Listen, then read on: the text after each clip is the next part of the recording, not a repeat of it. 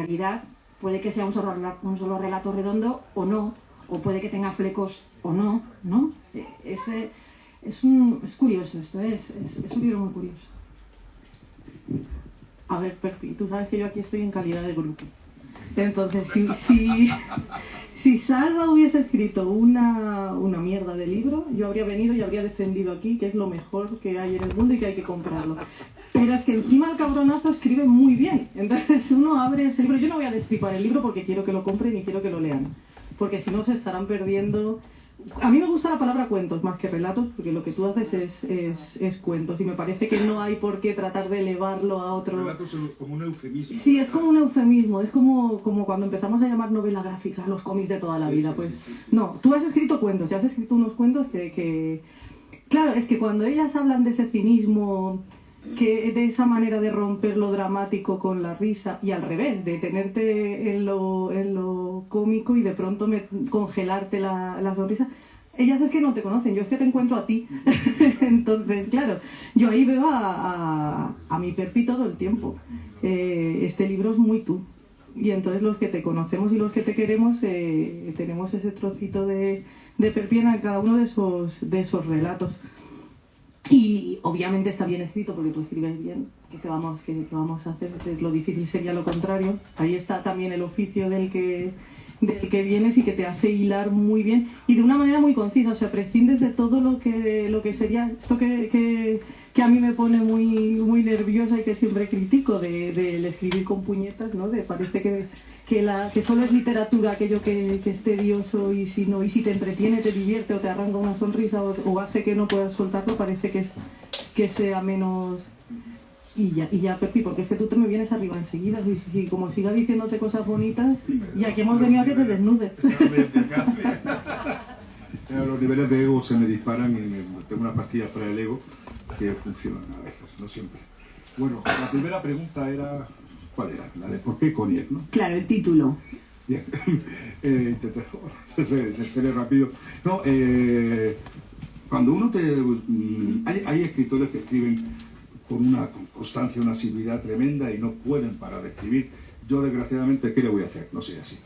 Cuando publico un libro, entro en una especie de depresión postparto y me puedo pasar una buena temporada sin escribir hasta que de repente empiezo a escribir de nuevo. Entonces voy escribiendo cuentos y llega un momento en que me alcanzan como una masa crítica y digo, bueno, aquí hay un libro. Entonces de repente ya tenía un esto de cuentos, recopilo, selecciono algunos y digo, bueno, aquí hay un libro de cuentos. Entonces ya estaba yo tan contento, pero de repente dije, Dios mío, la mayoría de los cuentos van sobre la muerte, sobre la influencia de los muertos del pasado en el presente. Digo, esto es horrible, pero de repente dije, no es horrible, esto se llama hilo conductor, esto les encanta a la crítica cultural cuando dicen tienes un concepto. Digo, joder, tengo un concepto que bien, nunca lo había tenido. Y tan contento iba, pero claro, me di cuenta que había dos o tres cuentos que me gustaban a rabia, pero que ese no había muertos. Claro, efectivamente. Entonces, esto para que veáis lo que es lo de la serendipia y demás, ¿no? Entonces dije, bueno, voy a escribir un cuento al final, digamos que enlace varios de los personajes de las historias y que, bueno, el que no estaba muerto, acabamos con él. Y esa es la explicación del cuento final, pero no hay más. O sea, que esto que me recuerda, lo digo a veces, y la comparación es un poco pretenciosa, pero es como... supongo que conoceréis el disco este de los Beatles, Abbey Road, ¿no? Entonces la segunda cara es una larga suite formada por trozos de canciones que no tenían ganas de acabar, los muy vagos, y no sabían qué hacer con ellas, entonces las fueron hilvanando y es esa gran suite tan resultona del final. Entonces yo siempre intenté compararme con estos cuatro chicos que prometen mucho. Me pasa eso, o sea, de repente hago este chapuz, pero creo que además, claro, entonces decía, ¿qué título le pongo? El libro de los muertos me parece... pretencioso no era tal. Otra serie de títulos, no molaba ninguno. Porque claro. Entonces de repente dije, ¡ay, Cognac! Porque me acordaba de los dibujos animados estos del este, polacos en concreto, que en la infancia me tienen y que acababan diciendo Cognac. Me parece muy bien, a mí me parecía que tenía algo así como futurista, misterioso, coñón. Y digo, qué bien. Entonces Josep de la editorial me dijo, hombre, Cognac, no, que la gente sabrá lo que es Cognac. Se explica. Entonces de repente digo, bueno, pues voy a escribir un cuento. Pensé un cuento que tenga que ver con la palabra cómic, y así salió el último cuento que escribí y que lo añadí, que luego que es el de amor constante más allá de la muerte, y que luego resulta que a la gente le gusta muchísimo. O sea, que este es el secreto. Soy un improvisador y no puedo decir de mí. Y por el camino has desvelado alguna táctica ahí también Sí, para... sí.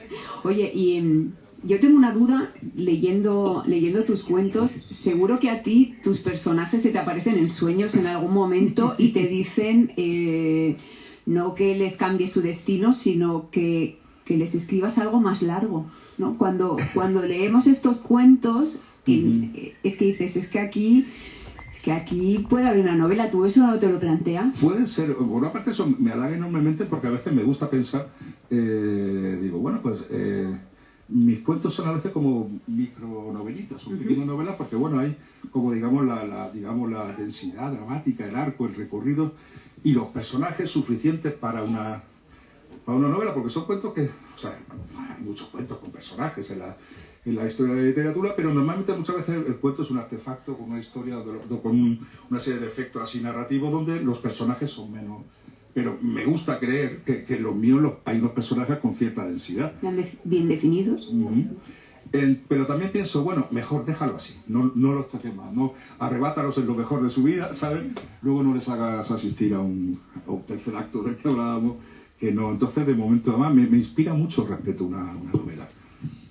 Lo acabaré haciendo inevitablemente, porque no tengo toda la vida por delante, pero me inspira mucho respeto una novela. El mundo está lleno de novelas, muchísimas novelas. Entonces, Dios, otras novelas más. O sea, tengo que tener la sensación de que tengo que decir algo, si no es importante, algo bueno. Tengo que decir algo valioso y que merezca la pena el esfuerzo de un par de años y la paciencia del lector, sobre todo. Me preocupa mucho la paciencia del lector. Yo soy un lector impaciente. Es cara la paciencia del lector, se paga bien. Ahora os dejo, hago una más, ¿vale?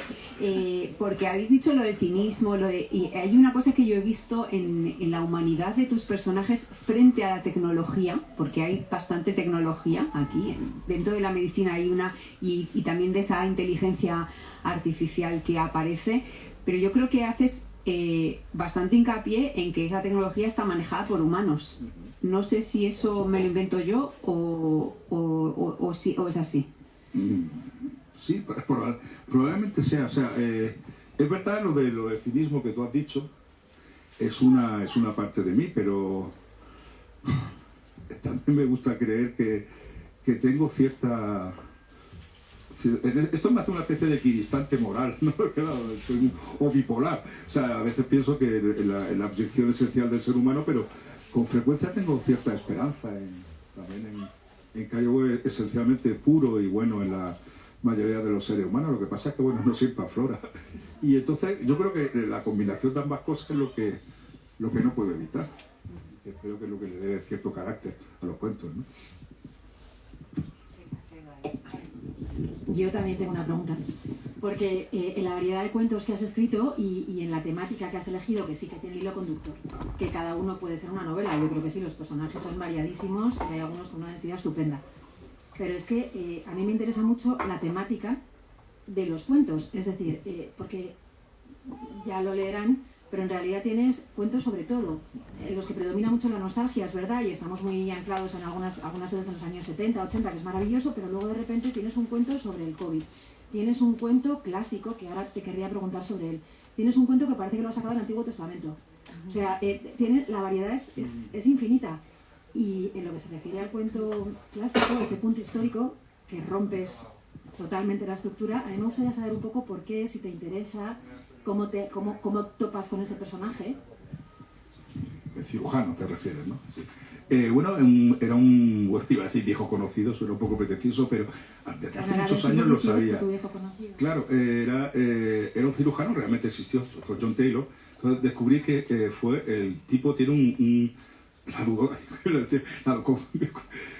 cumplió la dudosa hazaña de haber dejado ciego a Bach, le operó de cataratas y lo dejó ciego. Pero es que también dejó ciego a Händel, o sea...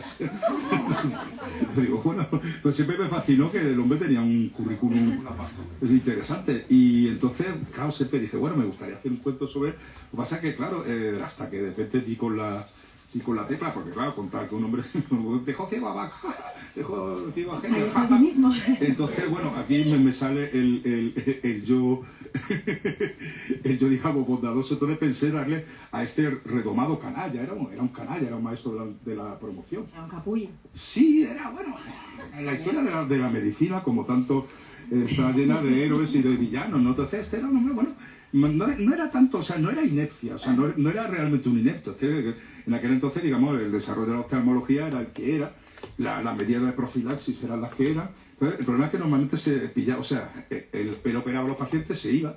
Claro, esto era muy... huía de la ciudad lo antes posible. Y claro, Había de marketing tenía, ¿no? Claro, porque él era un maestro de la autopromoción. Entonces, había una infección oculares tremenda y la gente, pues, claro, una infección tremenda y se quedaban ciegos. Entonces me pareció que esta mezcla de canalla en horas bajas, ¿no? Pero bueno, me lo imaginé en horas bajas porque pensé que algún día le pillarían, ¿no? Y caería en descrédito. Entonces pensé darle una oportunidad de redención y ese es el cuento. Vale, no, es francamente bonito, ¿eh? Gracias. Francamente bonito porque además no sabemos si estamos hablando de Dios, del diablo o de... En fin, es interesante. Pero a mí lo que me Hola. parece es que es... Hola, ¿cómo estás? Encantada de saludarte. Encantado de estar aquí. Encantada de estar aquí. Oye, escucha, a mí lo que me hace gracia son todas esas capas que componen cada uno de esos cuentos, que son pequeños cuentos. Tú dices que de lo de la novela casi como si te vieras empujado a hacerlo, y es una novela que todos nosotros los que te hemos leído, estamos esperando, y ellos en cuanto te lean también, ya verás. O sea que estás obligado a hacerlo, quiero decir, no vengas ahora con lo voy a hacer aquí y ahora. Pero aparte de eso, las capas que te contaba es que yo creo que cada capa de estos cuentos es una de esas capas tuyas de ti que enmiendan a tu propio yo. Quiero decir, está ese Perpi bondadoso al que el cínico le trata de corregir para que no se nos vaya de las manos. Pero es que a ese cínico viene y lo enmienda el romántico. Al romántico, menos mal que nos tienes a Manuel y a mí, que no ha podido venir el pobre, y entonces tengo yo la responsabilidad moral de mantenerte a raya constantemente, porque es que Bueno, si no... La farmacopea moderna Y la ofrece una variedad farmacopea, de... claro, pero gracias a eso mantenemos Gracias a a eso me raya. aguanto mi Vamos límite. manteniendo a raya a todos esos pequeños salvas Sí. que van uno encima de otro como si se tratara Y de gracias a dar ello una puede llevar una fiesta. existencia normal, es el ciudadano que cumple Exacto. O sea, como ves, más ellas- o menos con sus deberes, claro, sí. ellas están para hacerte estas preguntas y luego yo estoy para ir desnudándote delante de todos ellos. A mí una de las cosas que me gustan de tus cuentos y que sí que me apetece que me digas si es algo premeditado, algo de lo que eres consciente o simplemente es uno más de los talentos que te adornan y que te sale sin más, es que cada uno de estas historias que nos cuentas parece todo el tiempo que estás botando la pelota en la banda. Es decir, nos dejas a nosotros que adivinemos, que inventemos, o sea, no nos tratas como un lector tonto al que hay que dárselo todo masticado. Da la sensación de que siempre estás dejando mucho fuera de campo y permitiéndonos que nuestro propio foco decida qué es lo que nos llama la atención, dónde habríamos seguido, porque cada uno de esos relatos daría para 20 relatos más. Tú dices de no puedo escribir una novela porque no tengo nada importante que contar, y a mí solo con uno de los cuentos te sacaría 30 temas. Entonces, aparte de basta ya, o sea, todos sabemos ya que no eres solo unas piernas bonitas, o sea, no te nos hagas ahora el Más que un cuerpo humilde. bonito, sí. No, eres algo más que un cuerpo bonito, o sea, tú eres consciente de eso, no nos engañes, díselo a todos ellos. Soy consciente, no. Pero esa manera de no entrar, no es consciente, ¿eh? Yo creo que es fruto de lo, digamos, sí que es verdad que los años de trabajo como guionista sí que te enseñan cierta, digamos, economía expresiva. No es que sea un escritor, digamos, austero, no soy de la escuela está Raymond Carver, que no utilizan adjetivos, yo pongo muchos adjetivos así, pero me gustan, ¿no? O sea, hubo una época en que la gente decía que a mí no me gusta escribir con adjetivos, vaya usted a la mierda, ¿no? O sea, no, en serio, o sea, los adjetivos, el adjetivo elegido con precisión y tal, coño, te sube absolutamente. Entonces, Si me pero... permites comentar que tienes una sátira del escritor y del empleo de adverbios, pero vamos, de volverse loco, ¿eh? Sí, porque es que yo al principio usaba mucho adverbios, abusaba de ello, entonces por eso hay un codazo retrospectivo a mí mismo. Entonces, eso, los años de ser guionista me han enseñado también a eso, a ser económico, a ir a lo esencial, a no andarme por las ramas. Y también es que toda mi vida he vivido con un miedo tremendo a ser un coñazo. Vosotros diréis que es muy habitual, ¿no? Hay gente que no solo no tiene ningún miedo a ser un coñazo, sino que lo es constantemente con un entusiasmo digno de mejor causa. Entonces, ¿cómo era aquello que decía, era Michi Panero, ¿no? Dice, la vida se puede ser de todo menos un coñazo. Entonces yo tengo un miedo horrible a aburrir. Esto no quiere decir que haya aburrido a varias personas a lo largo de mi vida, todos tenemos un mal día, pero intento en la medida de lo posible evitarlo. Y yo creo que eso se traslada a mi manera de escribir. Entonces intento... Y yo creo que también el guionista se nos transparenta y le vemos un poquito ahí las bragas en el hecho de que es muy visual. Quiero decir, Sí, muchas claro. veces te ahorras 3 párrafos porque nos sueltas con 3 palabras una imagen Claro, que rápidamente pero- sí, cargamos sí. y nos hemos y ya... Sí, Oye, pues pero- ahí te has ahorrado unas palabritas y Sí, algún adjetivo. ¿eh? Claro, eso, vale, me viene de, pero eso parece que es algo muy cinematográfico que también, pero eso, ¿cómo era lo de, bueno, era lo que decía Stendhal, ¿no? Pues Stendhal nunca he sabido cómo se pronuncia. Ya van Lo dos de citas, ya lo puedes dejar porque estamos No, a pero punto hombre, para de... que vean que aquí soy un sofisticado intelectual. Es un tío culto, os lo digo yo. Antes Era de que que la novela empiece era a... pasear un espejo, ¿no? Por el Claro. camino. Entonces, claro, ahí Antes de que se nos venga ¿Sabes? arriba, No. ya os digo yo que es culto y entonces te puedes ahorrar el no os resto de hacéis citas. no os hacéis una idea. Bueno, y vamos por los Y adjetivos. vamos por bueno. los... Y vamos sí, por por los la cosa juegos. visual, exactamente. Y por o el sea, pelo, sí. y por el pelo. Y por el pelazo, que ahora mismo están dando un calor, se están perdiendo propiedades. No, pero lo tienes bien y brillante, o sea, no te Gracias, preocupes, gracias. estás estupendo. Esto es lo que más me importa, que digan. No sé, el libro no sé cómo está, pero qué pelazo tiene este hombre. No, pero ahora en serio, creo que siempre, bueno, claro, eso es superior, digamos, mostrar no es tanto visual como un estado. Yo no soy muy bueno describiendo. Por ejemplo, a mí este tipo de novela que empieza diciendo, pero a ver, este tipo de novela que empieza describiendo el camino que serpenteaba hasta la mansión. No, lo que tal, no es pesado. estaba lleno de rododendros, que de otra cosa, mis conocimientos de botánica son muy escasos. Entonces empiezan a hablarme de las plantas que ornaban aquel. Pero lo y que me no haces pierdo. es inventario, que es distinto, Claro. o sea, no hace falta hacer inventario para describir bien. Y tú Es una describes bien manera legítima también de escribir, ¿eh? y un coñazo. Sí, pero voy a citar otra cita, venga, para que... En la novela está Corre, Conejo, Corre, de John Updike, ¿no? Me acuerdo que había una página que estaba hablando, estaban comiendo en un restaurante chino, había un personaje además secundario. Entonces, está durante media página describiendo con un virtuosismo tremendo cómo el neón verde de esto incidía en el pelo platino de ella y le caía el brillo.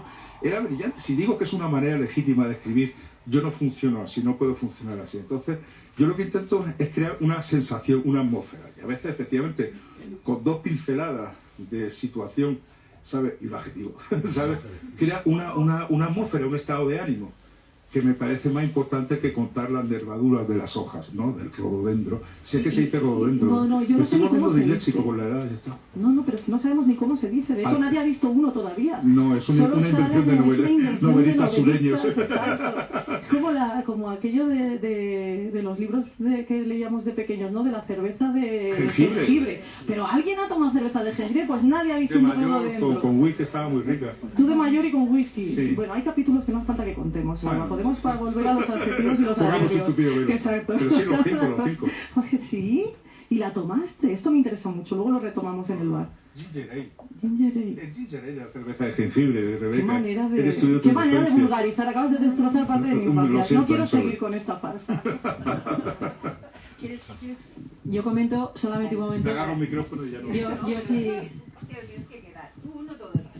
Y nosotras no lo Yo pasamos. ahora, claro, yo a mí me encanta el jengibre y el ginger ale y esto luego, pero ahora me gustaría comentarte una cosa de tu libro, por lo de que estamos aquí.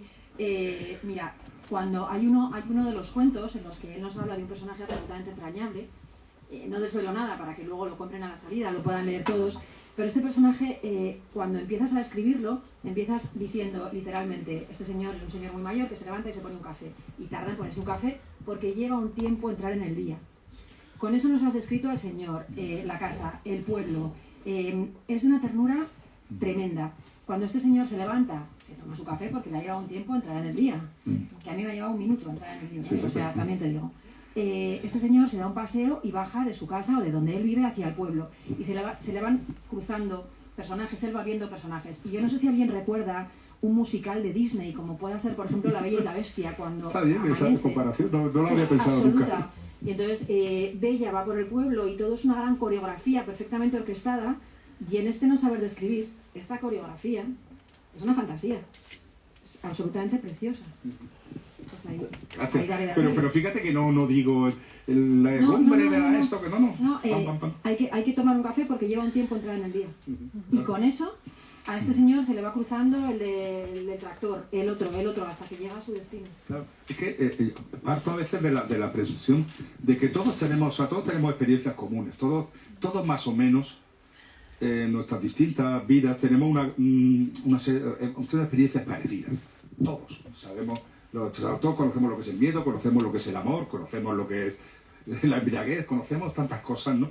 Entonces, asumo que todo el mundo sabe a qué huele la leña en un pueblo en invierno, todas estas cosas. Entonces, creo que a veces con activar ese pequeño gabinete de recuerdos que creo que compartimos, ya está dicho todo, ya sabes, has creado una intimidad con el lector. Eso es lo que me gustaría hacer.